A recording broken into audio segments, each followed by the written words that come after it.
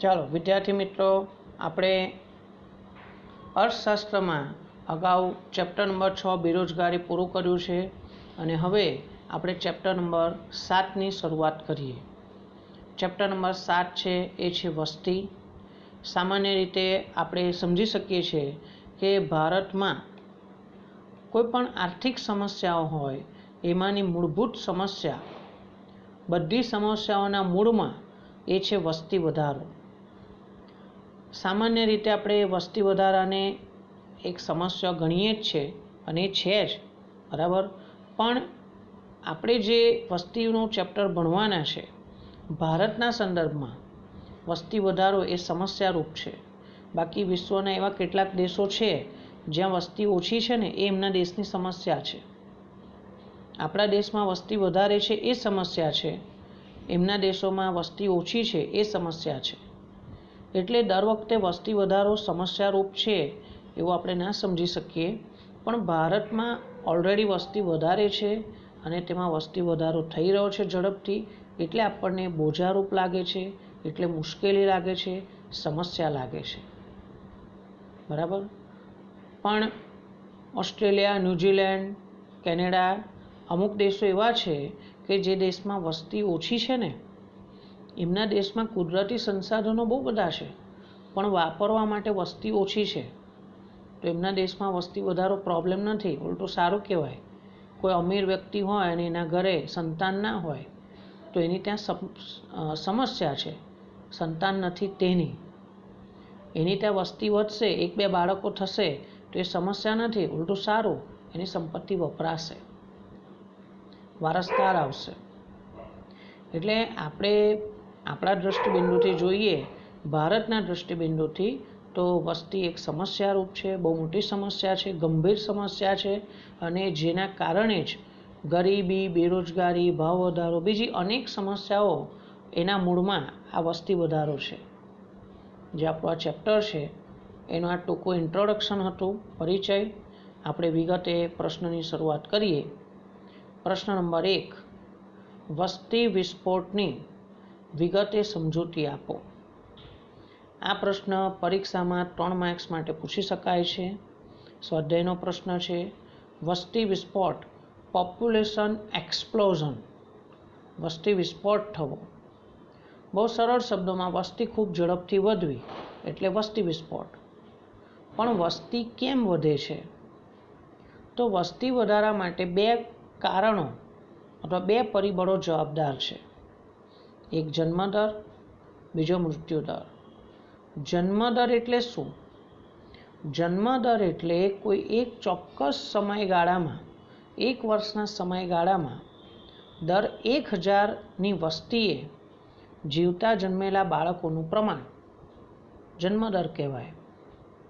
પણ દર 1000ની વસ્તીએ 1 વર્ષના સમયગાળામાં મૃત્યુ પામતા લોકોની સંખ્યા એ મૃત્યુદર છે. આપણા દેશમાં 1921 પહેલાં જન્મદર ઊંચો હતો, મૃત્યુદર પણ એટલો જ ઊંચો હતો. જન્મે વધારે, મરે વધારે, વસ્તી વધારાની કંઈ સમસ્યા જ નહીં. પણ એ સારી સ્થિતિ નહોતી. જન્મદર ઊંચો હોવા પાછળના કારણો કેવા હોઈ શકે? જન્મદર કેમ વધારે હોય? તો કેટલીક ધાર્મિક સામાજિક માન્યતાઓ, કે ભાઈ દાખલા તરીકે આપણું વારસદાર તરીકે પુત્ર હોવો જોઈએ, પુત્ર જન્મને અતિ વિશેષ મહત્ત્વ આપવામાં આવે છે, બરાબર. આપણા વૃદ્ધાવસ્થામાં આપણો આર્થિક સહારો બનશે, મૃત્યુ પછી બધી આર્થિક મૃત્યુ પછીની બધી અંતિમ ક્રિયાઓ કરવા માટે પુત્ર હોવો જોઈએ, વગેરે માન્યતાઓ છે. ગરીબીના કારણે એવું વિચારે ગરીબ વ્યક્તિ કે ભાઈ મારી ત્યાં વધારે સંતાન હોય તો સારું, છોકરાઓ કમાતા થઈ જાય તો આપણને એટલી મદદ થઈ જાય. ગરીબ વ્યક્તિને પોતાના બાળકના ઉછેર પાછળ એટલો બધો ખર્ચ કરવાનો હોતો નથી, ઉલટું નાની ઉંમરથી જ કમાવા લાગે. આવા અનેક કારણો છે જે આપણે આગળ જતાં ભણીશું.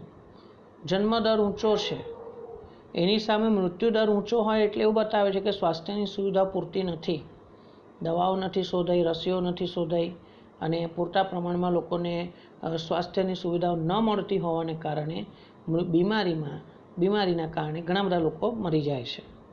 આપણા દેશમાં 1921 પહેલાં આવું હતું. પણ પછી 1921 પછીથી 1921 પછીથી ધીમે ધીમે દવાઓની શોધ થઈ, રસીઓની શોધ થઈ, લોકોની સ્વાસ્થ્યની સુવિધાઓમાં વધારો થતાં મૃત્યુદર ઝડપથી ઘટ્યો છે.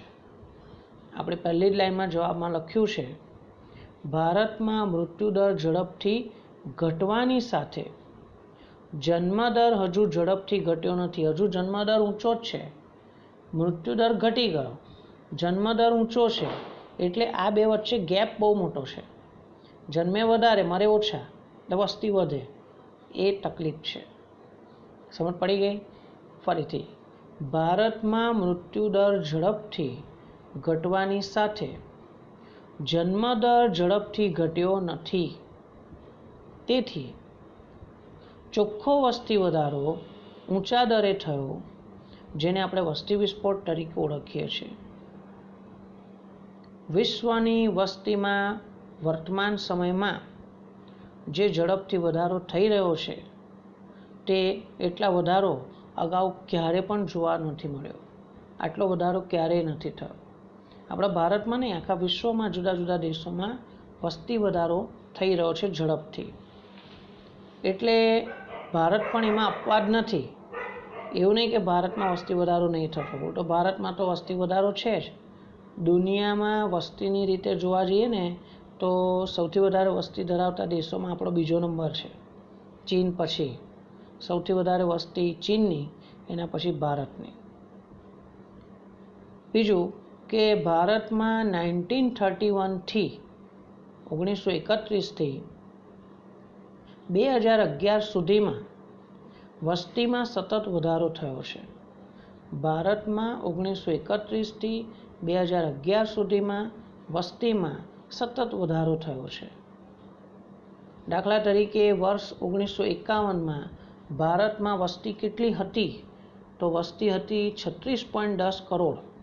કોષ્ટકમાં લખ્યું છે, વર્ષ 1951 વસ્તી 36.10 કરોડ હતી, જે 2011માં 121.02 કરોડ જેટલી થઈ.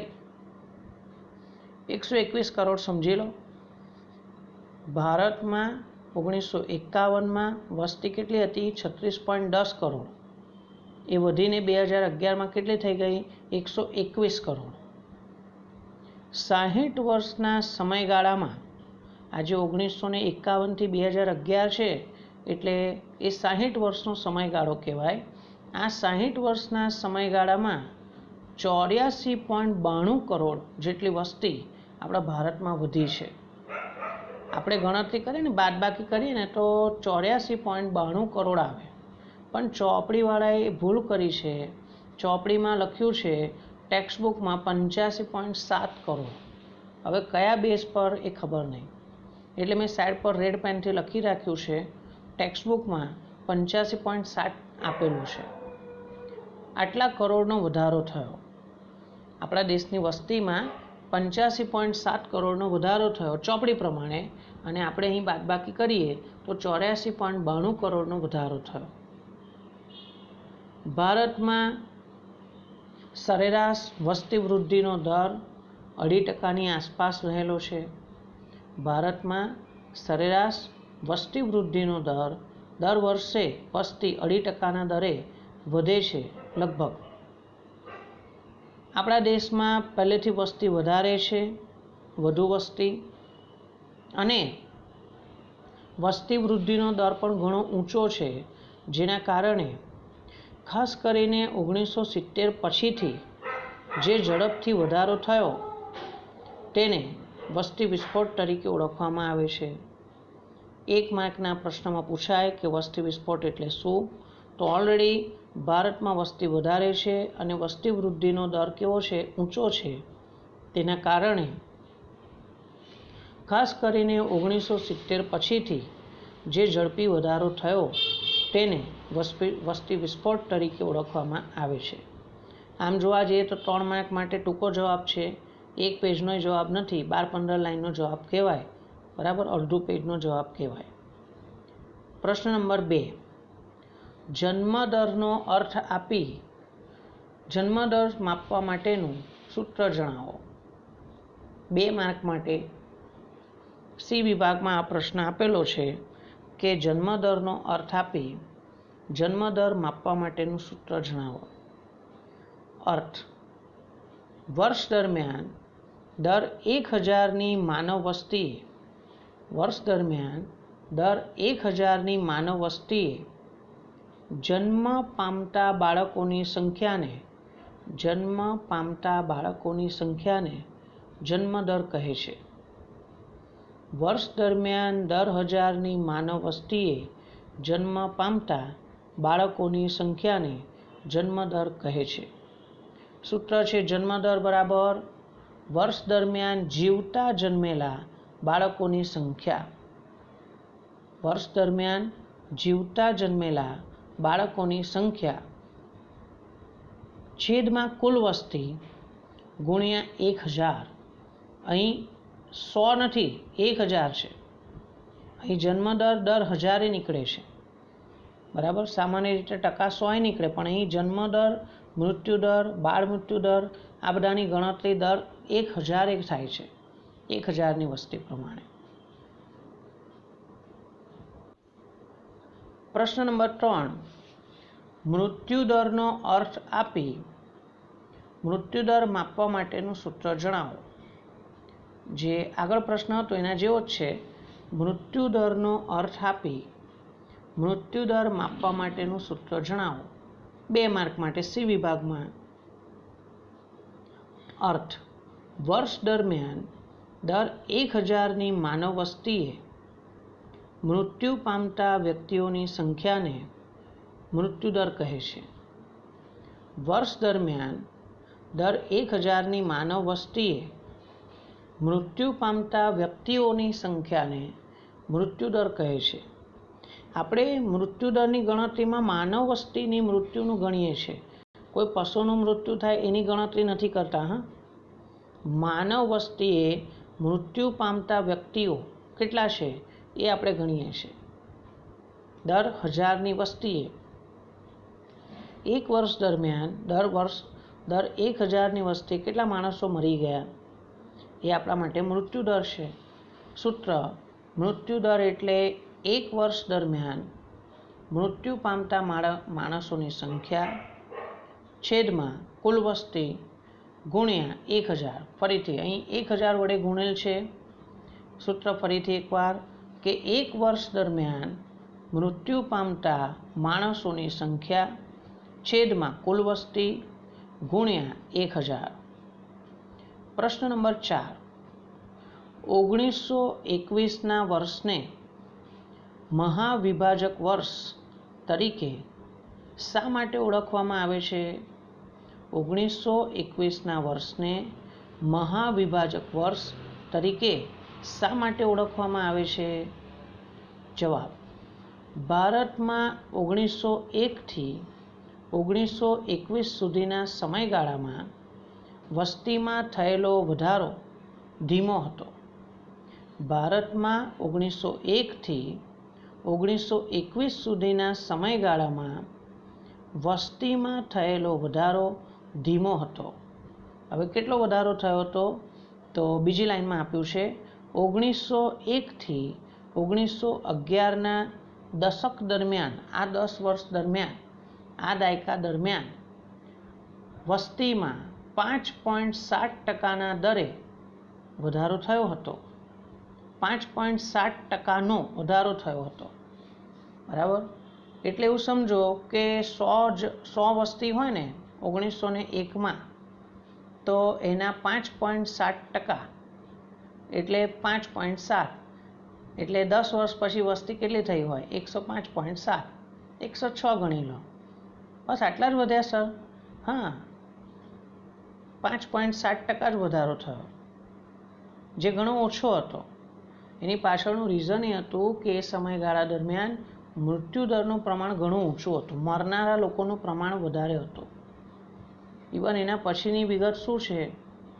1911થી 1921ના દશકમાં, આ દાયકામાં વસ્તી વધારો જુઓ -0.3. માઇનસ એટલે શું? ઘટાડો થયો હતો. સર વસ્તીમાં ઘટાડો કેવી રીતના થાય? અલા જન્મ્યા કરતાં મર્યા વધારે એવું. જન્મદર કરતાં મૃત્યુદર ઊંચો હતો, જેના કારણે કુલ વસ્તી ઘટી ગઈ હતી -0.3. હવે એની પાછળના રીઝન શું? કેમ આ સમયગાળા દરમિયાન ઘણા બધા લોકો એટલે વસ્તી ઘટી હતી, વસ્તી વૃદ્ધિ દર માઇનસમાં કેમ ગયો? તો કે છે કે આ સમયગાળા દરમિયાન વસ્તીમાં થયેલા ઘટાડાનું કારણ એ હતું કે મૃત્યુ દરમાં વધારો હતો. મરનારા લોકોનું પ્રમાણ કેમ વધારે હતું? તો અનેકવાર પડતા દુષ્કાળ એટલે કુદરતી આફત આવે, દુષ્કાળમાં લોકોને પૂરતો ખોરાક ના મળી રહે, અનાજ ના મળી રહે, બરાબર, અને જેના કારણે ભૂખમરાને કારણે ઘણા બધા લોકો મૃત્યુ પામે. વિવિધ રોગો થતા હતા, કોલેરા, પ્લેગ, ક્ષય, જેને આપણે ટીબી કહીએ છીએ, ટીબી વગેરે રોગોને કારણે, મેલેરિયા, ઇન્ફ્લુએન્ઝા એ પણ એક પ્રકારનો શરદી અને તાવનો રોગ છે. આવા બધા રોગોના કારણે, ઊંચા પ્રમાણને કારણે મરણદર ઘણો ઊંચો રહેવા પામ્યો હતો. આ સંદર્ભે જૂની ટેક્સ્ટબુકમાં એક વિગત આવતી હતી કે આપણા દેશમાં ઈસવીસન 1918-19 જે વર્ષ હતું ને, એ વર્ષમાં ઇન્ફ્લુએન્ઝા રોગના કારણે હિન્દ ઉપખંડની 5% વસ્તી મૃત્યુ પામી હતી એક જ વર્ષમાં, ઇન્ફ્લુએન્ઝા રોગના કારણે. આવી રીતે જુદા જુદા રોગોને કારણે મરનારા લોકોનું પ્રમાણ વધારે હતું, જેના કારણે જન્મદર કરતાં મૃત્યુદર વધી ગયો, એટલે વસ્તી વધારો -0.3 હતો, સમજી લો.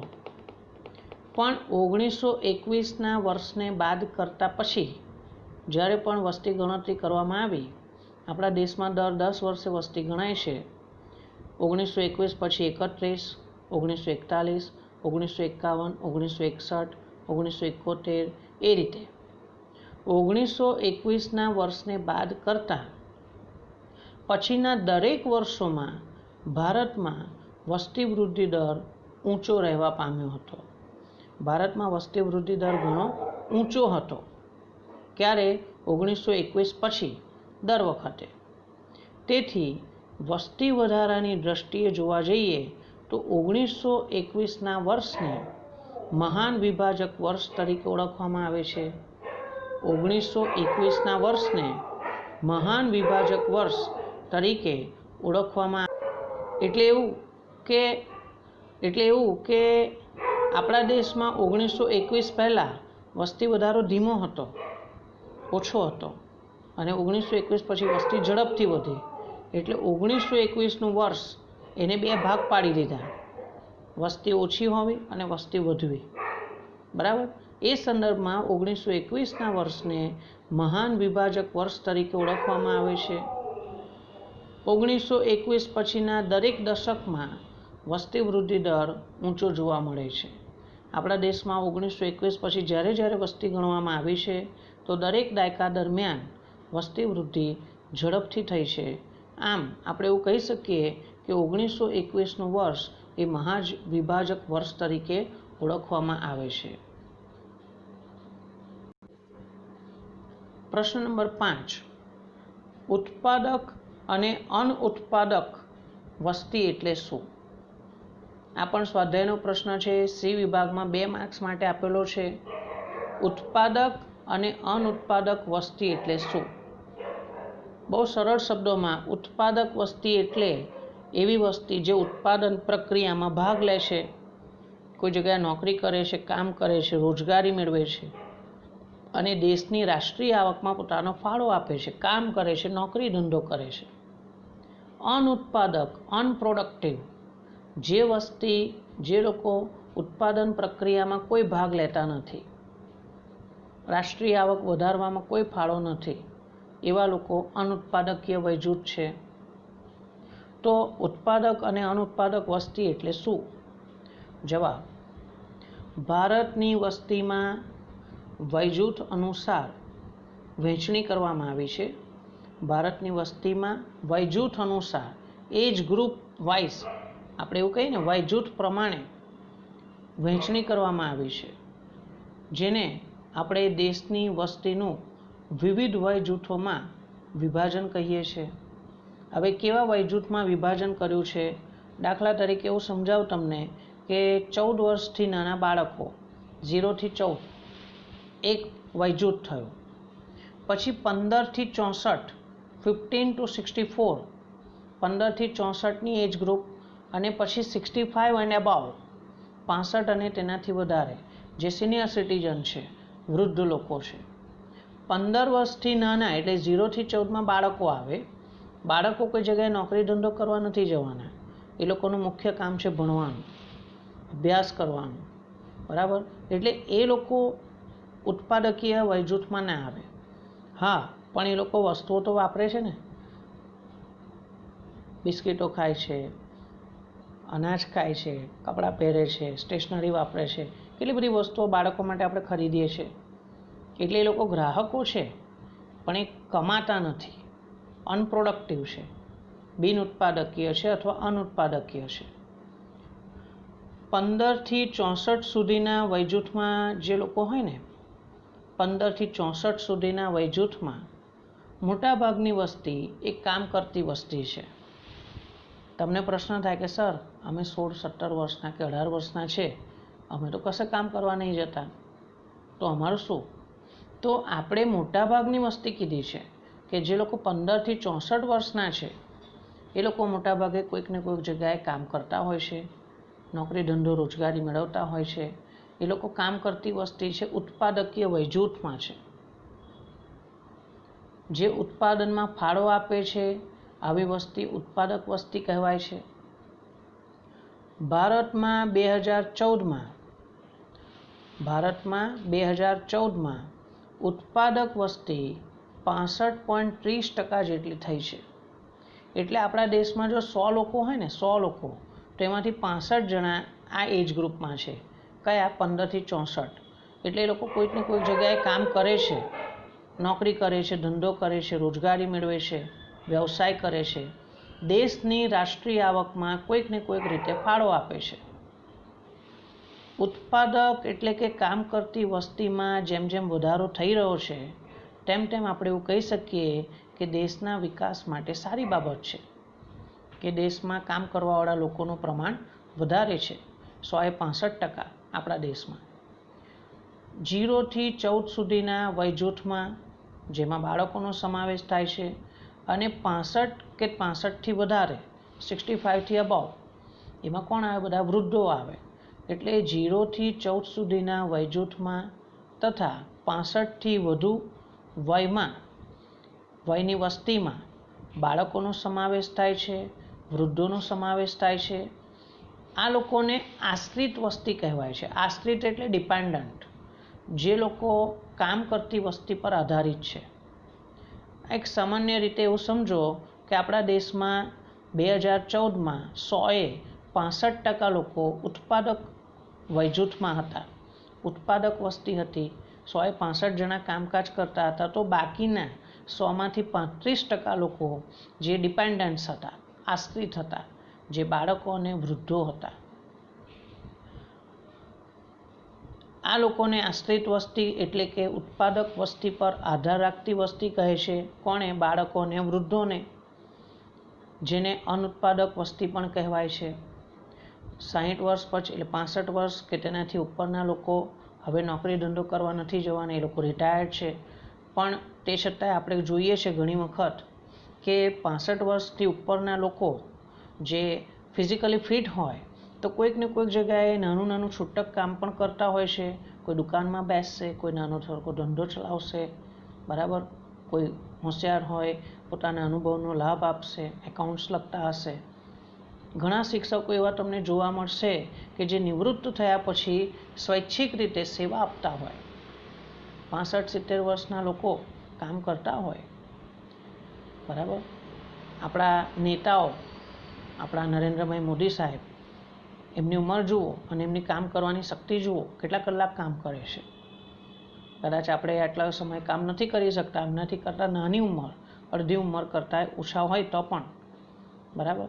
એટલે આમ ઉંમરને કામની સાથે કોઈ લેવા દેવા નથી, પણ તે છતાં આપણે એવું જોઈએ છે કે 65 વર્ષથી ઉપરના વૃદ્ધો, 15 વર્ષથી નીચેના બાળકો એ બધા કામ કરતી નથી વસ્તી એવા કહેવાય. અનુત્પાદક વસ્તી ઉત્પાદનમાં ફાળો તો નથી જ આપતી, કશું ઉત્પાદન તો કરે નહીં, આપણા દેશની આવકમાં કંઈ વધારો ના કરે, છતાં વપરાશ તો કરે જ છે, બરાબર ને.